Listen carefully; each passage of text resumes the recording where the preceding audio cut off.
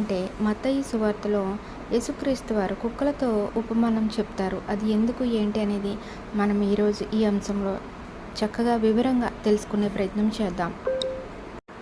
మత్తయి సువార్త 15వ అధ్యాయము 21వ వచనము 28లోని సందర్భం మనం గమనించినట్లయితే, కనాను స్త్రీ తన కుమార్తె విమోచన కోసం, స్వస్థతల విమోచన కోసం యేసయ్యను వేడుకుంటుంది.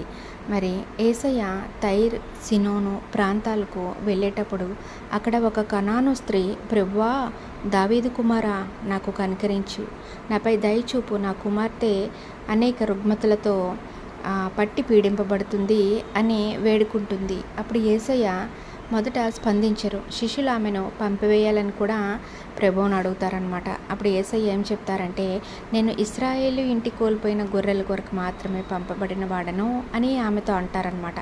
అప్పుడు ఆ స్త్రీ భూమిపై పడి, ప్రభువా, నాకు కూడా సహాయపడు అని మరలా అర్థిస్తుంది. అయితే యేసయ్య ఏమంటారంటే, బిడ్డల రొట్టె తీసి కుక్కలకు వేయడం సరైంది కాదు అని అంటారు. అప్పుడు ఆమె ఏమంటుందంటే, ప్రభువా, నిజమే, కానీ యజమానుల బల్ల మీద పడే ముక్కలను కుక్కలు కూడా తింటాయి కదా అని జవాబిస్తుందట. మరి యేసయ్య, అమ్మా, నీ విశ్వాసం ఎంత గొప్పదో అని చెప్పి, నీవు కోరినట్లే నీకు అవునుగాక అంటారు. వెంటనే ఆమె కుమార్తె అక్కడ స్వస్థత పొందుతుంది. ప్రభువు ఇక్కడ మాట పలుకుతూ ఉంటారు, అక్కడ ఆమె స్వస్థత పొందిందనమాట. ఎంత అద్భుతమో కదా. మరి ఈ కనాను స్త్రీ యొక్క లోతైన వినయము, విశ్వాసాన్ని యేసయ్య ప్రశంసించారు.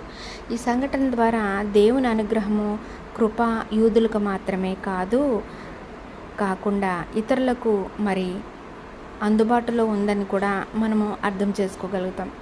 యేసయ్య జాతి లేదా పరిమితుల్లోనే కాదు, నిజమైన విశ్వాసం ఉన్న వారిని కూడా ఆదరిస్తారని ఈ వాక్యం ద్వారా మనం తెలుసుకోవచ్చు.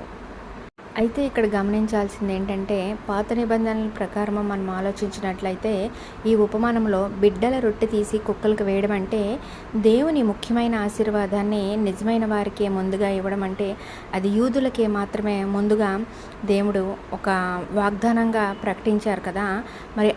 మరి ఆ ఉద్దేశాన్ని గమనించినట్లయితే ఇక్కడ తక్కువ జాతి వారుగా ఎవరు పరిగణించబడ్డారంటే, కానాను వారు, ఫిలిస్తీయులు, సమరయులు, రోమానులు వంటి అనేక ఇతర జాతులను కూడా చిన్నగా చూసేవారు. ముఖ్యంగా హిత్తీయులు, అమోరీయులు, జెబూసీయులు, హేవీయులు, పరిజీయులు ఇలాంటి జాతులు పాత నిబంధనలో అపవిత్ర జనులుగా పేర్కొన